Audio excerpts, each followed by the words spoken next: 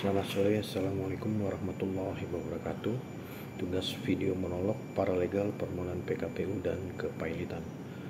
Adapun seperti biasa itu dua jenis paralegal, yakni paralegal mandiri dan paralegal yang berada di bawah advokat.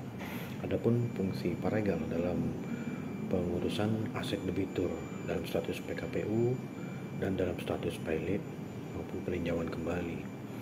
Untuk proses pengurusan dan pemberesan harta pailit, setelah status pailit dijatuhkan, maka si pailit otomatis kehilangan hak untuk pengurusan dan penguasaan atas harta kekayaannya, di mana segenap harta kekayaannya menjadi budal pailit, sedangkan kurator yang ditetapkan dalam putusan pailit bertugas melakukan pengurusan dan penguasaan budal pailit di bawah pengawasan hakim pengawas. Meskipun terhadap putusan tersebut dilakukan upaya kasasi maupun peninjauan kembali, di mana dalam setiap putusan kepailitan ada penetapan siapa yang menjadi kuratornya, dan penetapan kurator itu didasarkan atas pengajuan atau usul dari pihak pemohon pailit. Dan jika pihak pemohon pailit tidak mengajukan usul siapa yang akan menjadi kurator, maka hakim akan menetapkan Balai Harta Peninggalan atau BHP sebagai kuratornya. Seorang kurator harus independen dan tidak mempunyai konflik of interest atau benturan kepentingan baik dengan debitur maupun kreditur. Namun, tidak ada sanksi hukum untuk kurator jika hal ini dilanggar. Seharusnya pembuat undang-undang menentukan sanksi yang diterapkan jika di kemudian hari kurator terbukti tidak independen dan mempunyai konflik of interest, atau setidak-tidaknya hakim dalam putusannya harus diterapkan sanksi atas hal ini. Pengurusan adalah menginventarisasi, menjaga dan memelihara agar harta pailit tidak berkurang dalam jumlah, nilai dan bahkan bertambah dalam jumlah dan nilai. Pengumuman dan rapat kreditur.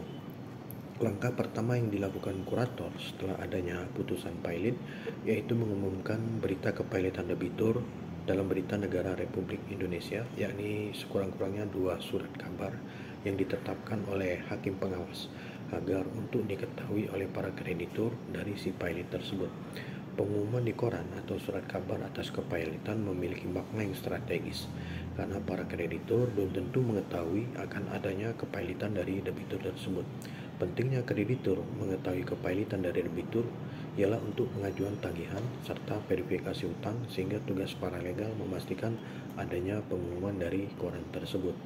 Tanpa adanya pengajuan tagihan serta verifikasi hutang, hampir dapat dipastikan kreditur tidak tercatat sebagai kreditur pailit, yang konsekuensinya tidak akan mendapat pembagian harta pailit yang mana pengumuman di koran diumumkan dalam jangka waktu 5 hari sejak putusan pailit ditetapkan pengadilan. Hakim pengawas wajib menyampaikan rencana pelaksanaan rapat kreditur yang pertama kali diadakan kepada kurator. Kemudian kurator wajib memberitahu mengenai rapat tersebut kepada kreditur dengan kurir atau surat tercatat selambat-lambatnya 5 hari sejak putusan pailit ditetapkan, dan tugas paralegal adalah untuk hadir mewakili klien dalam rapat kreditur yang pertama. Ada juga untuk melanjutkan usaha atau ongoing concern. Jika dianggap perlu, kurator berwenang atas persetujuan panitera kreditur untuk melanjutkan usaha debitur. Hal ini dipandang akan menguntungkan harta pailit untuk melancarkan pemberesan kepailitan. Maka kurator harus segera membuat daftar-daftar hutang dan piutang serta harta pailit dan nama-nama maupun tempat tinggal para berpiutang serta jumlah hutang mereka. Tagihan kreditur ini diajukan kepada kurator dengan melampirkan surat-surat atau bukti-bukti perhitungan agar dapat diketahui apakah kreditur yang bersangkutan mempunyai hak kebendaan seperti hak tanggungan, gadai, fidusia, retensi, dan lain sebagainya. Dari segala tagihan ini diteliti kebenarannya oleh kurator dan dicocokkan dengan catatan dan keterangan si pailit untuk kemudian dimasukkan dalam suatu daftar. Piutang yang disetujui maka dimasukkan dalam daftar piutang yang diakui, dan yang dibantah dimasukkan dalam daftar yang terpisah dengan mencantumkan alasan-alasan dan bantahannya serta daftar piutang yang diragukan atau sementara diakui jika kurator hanya membantah adanya hak untuk didahulukan atau adanya hak retensi pada suatu piutang. Di sini tugas paralegal adalah membuat surat kepada kurator dan memastikan semua surat bukti hutang klien itu sudah cocok. Adapun tugas paralegal dalam pengurusan aset debitur yang dalam status PKPU Yang pertama, inventarisasi aset, yaitu mencatat dan mengidentifikasi semua aset yang dimiliki oleh debitur serta mengumpulkan dokumen kepemilikan dan aset. Kemudian yang kedua, analisis hukum, yakni membantu melakukan analisis hukum terhadap status kepemilikan aset dan mengecek kembali apakah ada sengketa hukum atau klaim dari pihak ketiga atas aset tersebut. Yang ketiga, berkomunikasi dengan kreditur, yaitu mengkoordinasikan komunikasi antara debitur dan kreditur serta menyampaikan informasi atas kondisi dan nilai aset kepada kreditur. Kemudian yang keempat ialah menyusun rencana pembayaran, yaitu membantu debitur dan tim hukum dalam menyusun rencana pembayaran hutang kepada kreditur serta menghitung nilai aset yang bisa dijual untuk dijadikan jaminan untuk pembayaran hutang.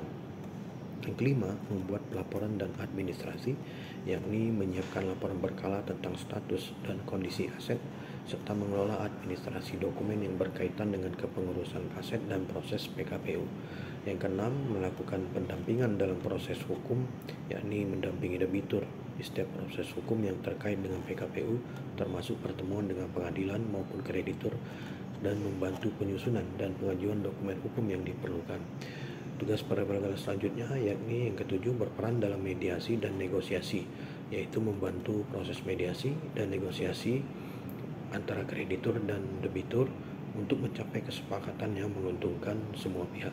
Sedangkan tugas paralegal dalam pengurusan aset debitur yang berstatus pilot, yaitu yang nomor satu, inventarisasi aset, yakni mencatat dan mengidentifikasi aset yang dimiliki oleh debitur yang dapat digunakan untuk membayar hutang serta mengumpulkan dokumen-dokumen kepemilikan aset termasuk sertifikat tanah, BPKB, dan inventarisir barang bergerak lainnya.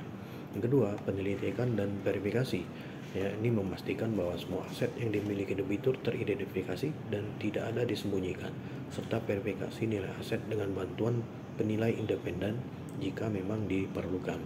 Yang ketiga, tugas paralegal yakni melakukan pengamanan aset, yakni mengambil langkah pengamanan tersebut agar tidak dijual atau dipindahkan tanpa izin, serta menjaga dan mengelola aset sampai keputusan lebih lanjut dari pengadilan maupun kurator.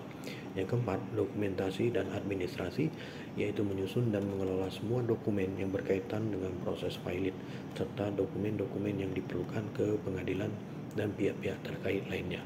Yang kelima, tugas paralegal berkoordinasi dengan kurator, yakni bekerja sama dengan kurator yang ditunjuk pengadilan untuk mengelola aset debitur dan membantu kurator dalam mengumpulkan informasi dan dokumen yang dibutuhkan dalam proses pilot. Yang keenam, membuat pelaporan dan komunikasi, yakni laporan berkala tentang status aset dan kemajuan proses pilot serta berkoordinasi komunikasi antara debitur, kreditur, kurator, dan pengadilan. Tugas paralegal selanjutnya yakni yang ketujuh, penyelesaian aset, yakni membantu proses penjualan atau lelang aset untuk memperoleh dana guna membayar hutang dan mengawasi distribusi hasil penjualan aset kepada kreditur sesuai dengan prioritas yang ditetapkan pengadilan. 8. Pendampingan dalam proses hukum oleh paralegal terkait proses pilot dan membantu penyusunan dan pengajuan dokumen hukum yang diperlukan selama proses pilot. Yang kesembilan, tugas paralegal yaitu bernegosiasi juga dengan kreditur, yakni membantu negosiasi agar mencapai kesepakatan penyelesaian hutang yang dapat diterima oleh semua pihak. Demikian, selamat sore. Wassalamualaikum warahmatullahi wabarakatuh.